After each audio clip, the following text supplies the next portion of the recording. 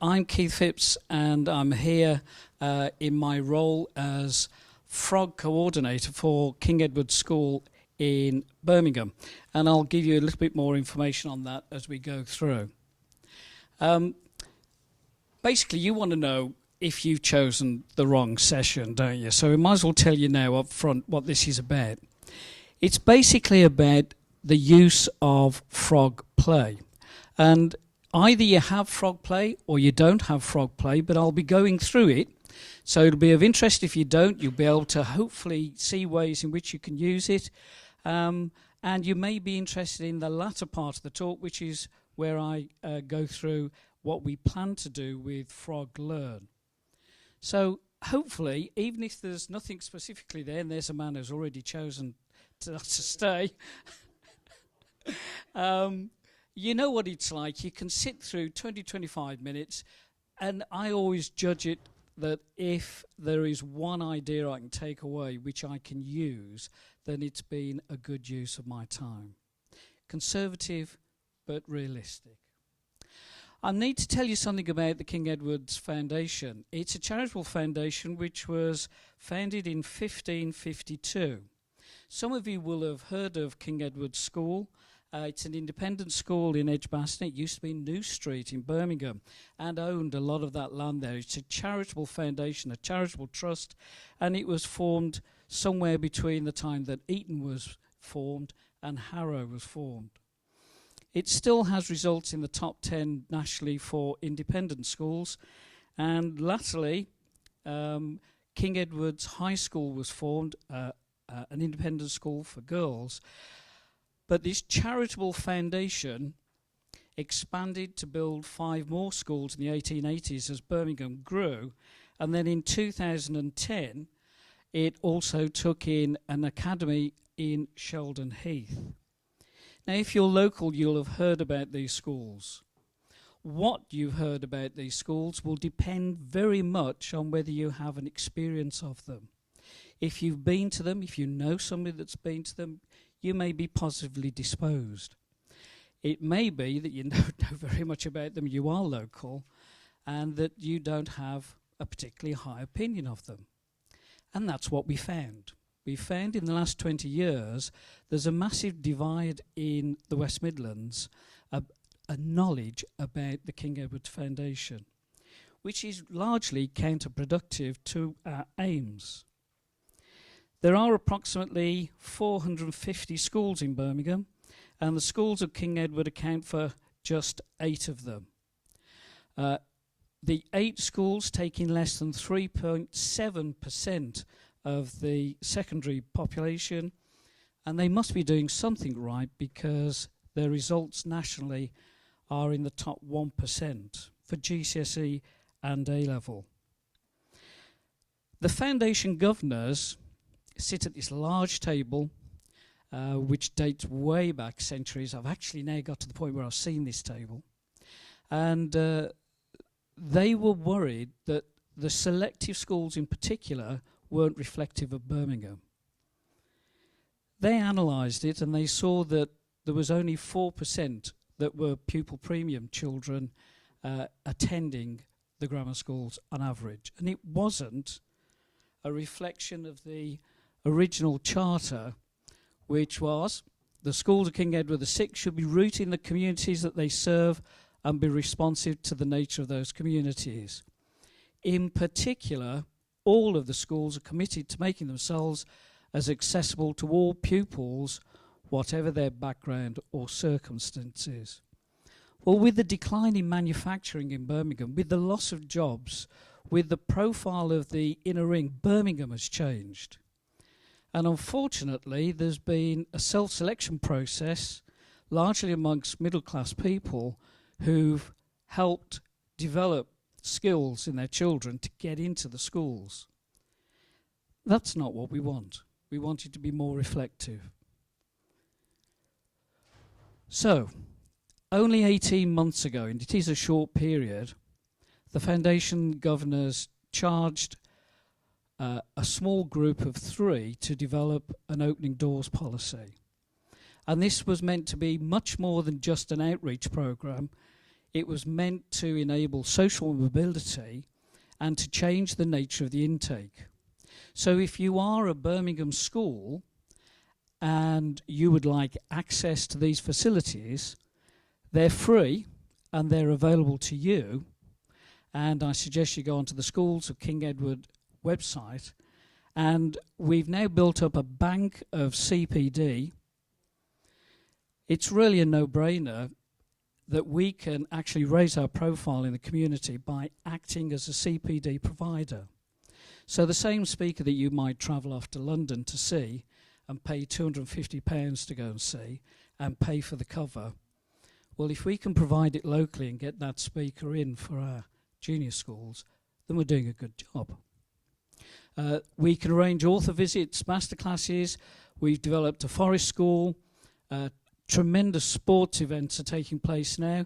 We've also taken over part of the Birmingham Airport, a learning hub, so we're providing a classroom there for activities, a coding club, and we're just organising that to run during August, and that's for parents as well as students. And one element of that, and this is where I come in, is that they contacted Frog because they thought it would be excellent to have a VLE, and the VLE would be the vehicle that they could reach out to the schools. Now, if you're interested in learning any more about that, go to the website, Schools of King Edward VI, and you'll be able to click on the links through and find out. If you can get your name into that database, you'll get automatic email updates telling you what's happening in the next week, next month, the next year. So, working independently, I was given FrogLearn and FrogPlay.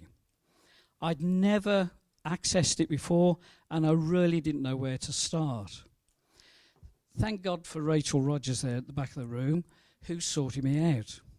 She talked me through a walkthrough of FrogLearn, and it became clear to me that whether the powers that be that had bought this knew it or not, the really sexy bit from the VLEs that I've been using before in Frog was FrogPlay. Because in FrogPlay, we could really offer the students some interactivity. The question is, what would that interactive content be? Can I just ask how many of you are using FrogPlay at present? Right, quite a few of you. Can I ask you again how many of you are building quizzes in FrogPlay? Right, quite a few of you. Okay, that's really good, because I found that on my travels there are some people that are using FrogPlay and then stepping back from FrogPlay because they're saying they don't have the quizzes that I want. But you can see there's a large number here who are building their own quizzes. So, the original idea, I think, that the people who bought it had, was that secondary school teachers from the King Edward's Foundation would, in their spare time, don't snigger too much at this time, in their spare time, create resources for primary teachers. It was never going to work. So I thought we needed a radical rethink. And really what we've come up with is the idea of using FrogPlay as an assessment platform. So stage one of our development is to build, using FrogPlay, an assessment platform. The question is, when is a quiz and when is it a self-marking assessment? If we're trying to do more on less, anything that cuts down the marking and cuts down the workload has got to be a good idea. What I really wanted it to be was something that the primary teachers wanted. And when I visited them, they said the big problem was we've got a new curriculum, they're asking lots in terms of numeracy and literacy, and they've taken away the levels. And we're working with all different sorts of systems of how to carry out that assessment. In fact, there's a lack of confidence in what we're doing in some cases, and if there was something that could standardise that, That would be absolutely brilliant. Some schools I found they got the fruit system for classifying, so you're an apple, banana, or a pear, or is that just Cockney or rhyming slang? I'm not sure. Another authority, they got 154 levels per year. I shouldn't use the word levels, but they were levels by any other means. With 3 or 4 divisions within each descriptor. Mind-blowing in terms of the work level. So our starting point is very similar. If you're aware of Frog Progress and Curriculum Manager, was very similar to theirs, but we work in parallel, not with Frog. So we looked at the NAHT KPIs. We targeted the KPI indicators that we could pick out from the new curriculum, and we started to build quizzes. And that's what we did. So in the first class, we've set up year 4, 5, and 6 quizzes stroke assessments, self-marking, which can be used by the students and used by the teacher to analyse their performance. That was up to Christmas, and since Christmas we've developed that across science, computing, MFL, geography, history, D&T, and doubled up the assessments that we had for numeracy and literacy. Because the big breakthrough for me after Christmas is that we commissioned 8 question writers. And we've done therefore and built the assessment platform with over 5,000 questions, as it shows. I'll move on. If you are at the stage of creating quizzes, you'll have the opportunity to go and have a look at community quizzes that are already out there, the FrogPlay quizzes, and this is a view of my Frog Drive showing what I've done in terms of the ones that we've created. And what I found from early experience is that the naming of the quizzes was desperately important, that we made sure that we had the year, the subject, and then the strand from the national curriculum so that we could keep tabs on how we developed it and then subsequently published it. When we started putting the architecture into FrogLearn, so I'm just dipping off to FrogLearn now, we decided we need a united approach if I was going to work with 8 authors. And the design was on the sort of BBC website design principle, that the first page would be image-rich and links to sub-pages which would take you then image-rich with some video to then the final sub-page, which in terms of the national curriculum we're going from the subject down to the strand, and then the sub-strand, and then our learning pages are made up of video, PowerPoint, and text. And we're trying to limit the text down to between 200 and 250 words, which is a bit of a challenge, but we're getting there. So that's what our student dashboard looks like, which would be equivalent to sort of BBC homepage. Very simple, stripped down, and from that you can drill down to an individual subject, in this case science, and then we've built 3 sites, one for each year, and for each year this is maths, so they're colour themed for each subject. It then takes you to a statement of the national curriculum and the quiz. Now that's not how it's going to look by the time that we launch it thoroughly next December, because these quizzes will be a subsection on a learning page, and we've got to build the learning page, but that's what we're doing. So in a way, what I'm saying is that if you're new to Frog, having a plan, having some sort of editorial control is a good thing, because it's just left to teachers to do their own thing. They'll all come up with different ways of doing the site, and you've no uniformity. Again, if you're new to FrogPlay, once you've clicked on the quiz, you get this choice. You can take it as a quick-fire quiz, an I am able quiz with the avatar where you build points. Points mean prizes. Prizes mean that you can change the clothes on the avatar. You can change your pet. Here, rather ambitiously, I've given myself some hair, which I always wanted for my avatar. And the third option here is to take the quiz via a game.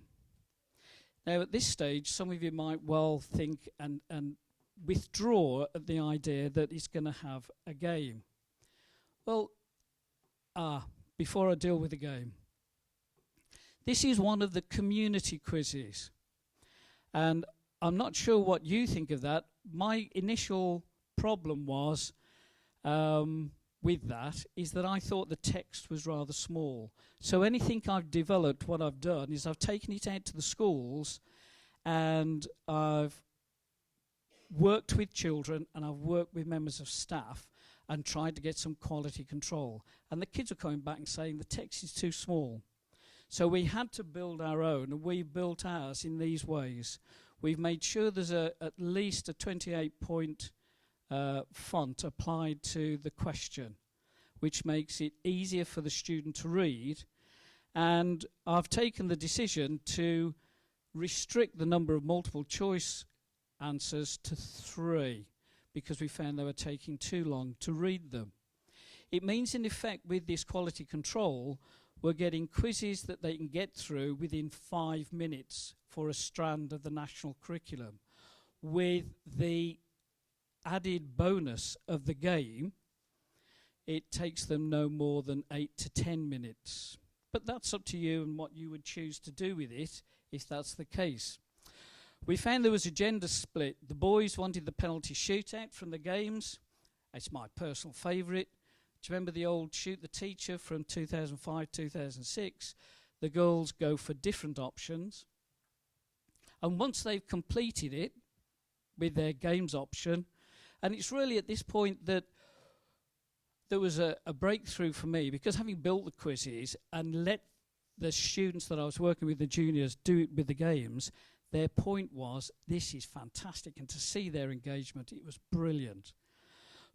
But that's only part of the journey, isn't it? Because what they get at the end of the quiz is a breakdown, question by question, on what they got right and what they didn't get right, and they get the chance to resit it.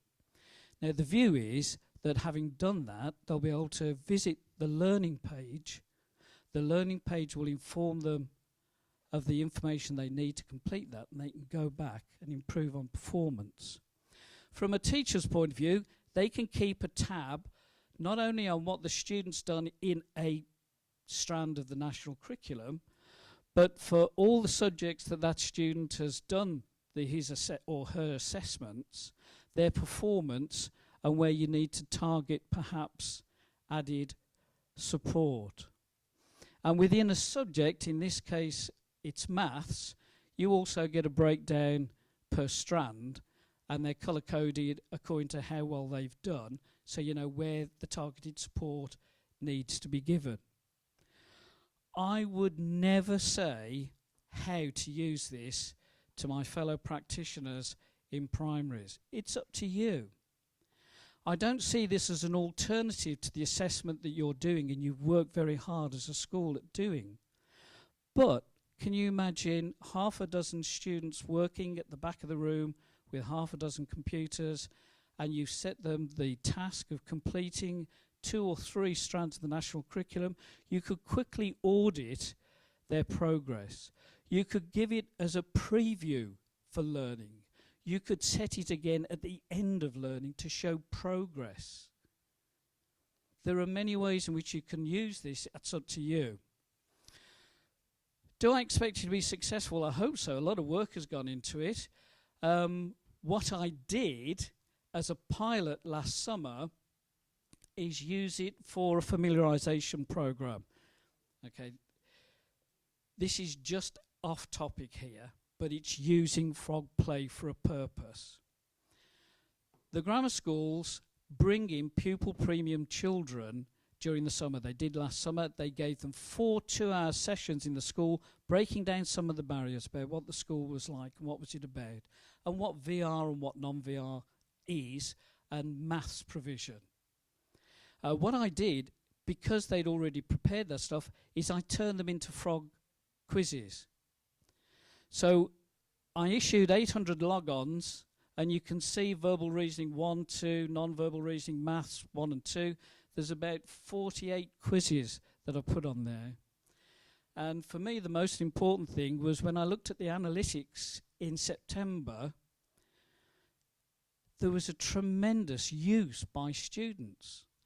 If anybody had told me it was going to be as successful as it is, I would have told them it's not going to happen.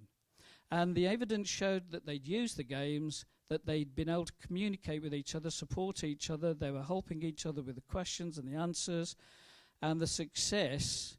Well, pupil premium intake in 2014-15 had risen from 4 to 20% across all of the grammar schools. And I'm giving that as a way in which I've used FrogPlay, and I'm hoping the same sort of success rate in terms of developing it as an assessment platform. For the last 3 minutes of my talk, I'm just going to take you through stage 2 of my development now, which is the learning pages. I've now just started briefing my authors. What I've decided to do is to ask them the key question: create or curate? If you're going to bring it in from elsewhere, you're curating. If you're making it yourself, then you're creating. And I'm asking them the key question: why are you creating if there's good stuff out there? Why are you curating? Does it take learning beyond a particular level? So I've asked them to look at the architecture, and in particular we've had a discussion around those points. And if I think back to when I was in school, we didn't do that, and we all went our own way. And the authors were creating stuff willy-nilly, and there was no standardization.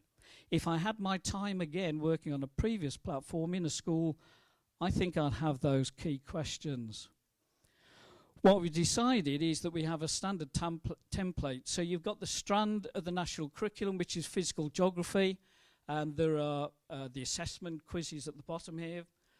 And then this is an example of a learning page. So it will have the key facts that they might be able to use to access the quiz, a PowerPoint which extends learning within that age-appropriate statement, and then the curated bit is we've brought in a YouTube video which takes it beyond that level. So each of the elements has a standardized purpose. Okay, if I had my time in secondary school again, I'll be doing this at Key Stage 3 and building it up. And I hope there was something in there. I said that if it wasn't directly applicable, there may have been just one nugget in there for you. I hope you can take that away with you and use it. Thank you.